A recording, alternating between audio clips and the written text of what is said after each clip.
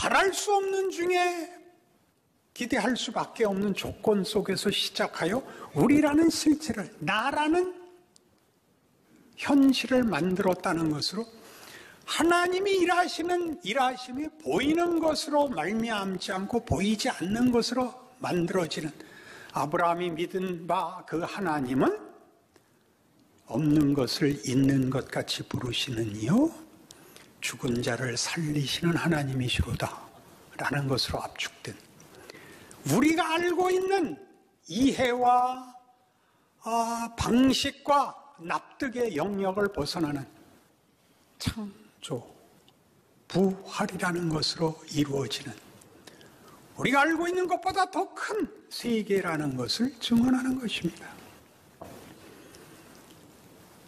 우리가 생각하는 조건과 우리가 기대하는 보상보다 큰 방식, 이건 안 될 텐데요로 뒤집는, 어디에나 담으시는, 어디에서나 그를 찾는 자는 실망하지 않을 모든 것이 우리 모두의 그 나만의 억울함 속에 가능하다고 얘기하는 것이죠.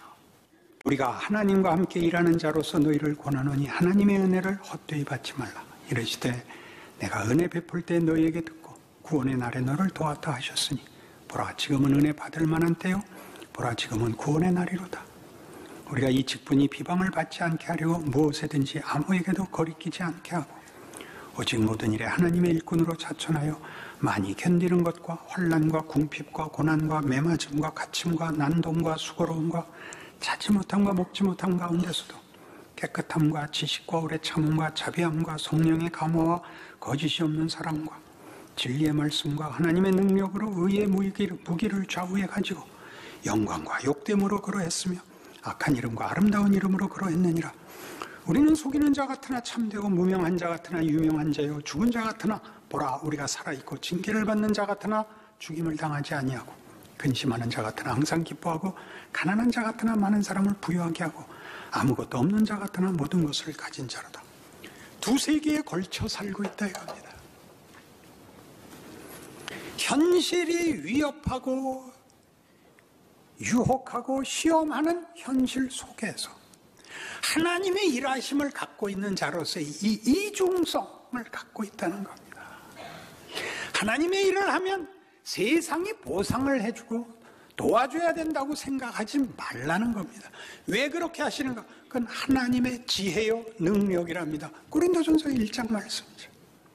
예수 그리스도는 헬라인에게나 유대에게는, 헬라에게는 미련한 것이고 유대인에게는 거리끼는 것이나 그리스도를 믿는 우리에게는 십자가는 하나님의 능력이요 하나님의 지혜입니다. 바울이 여기에 들어오는 겁니다. 내가 그땐 몰랐다. 자기가 아는 종교적 헌신의 극치가 신앙이라고 생각했습니다. 예수 안에서 이제 뭘 발견하죠? 하나님이 하나님의 영광과 복을 어떤 식으로 담아내시는가를 보는 겁니다. 세상이 그건 아닐 거예요 속에서 일하신답니다. 우리가 예수를 믿는다는 말을 놓을 수 없듯이 하나님이 우리에게서 우리의 아버지라는 말을 놓으시는 적 없다.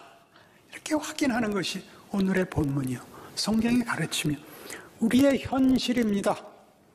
우리가 구하지 않을 때 우리에게 필요한 것을 알고 계시고 우리를 지키시는 이가 졸지 않으신다. 성경의 약속입니다. 그러니 여러분 각자의 조건 속에서 일하시는 하나님의 그 기이하심, 그 놀라우심을 여러분 스스로가 누려 얼굴 펴고 교회 나오시는 훌륭한 교인 되시기를 바랍니다.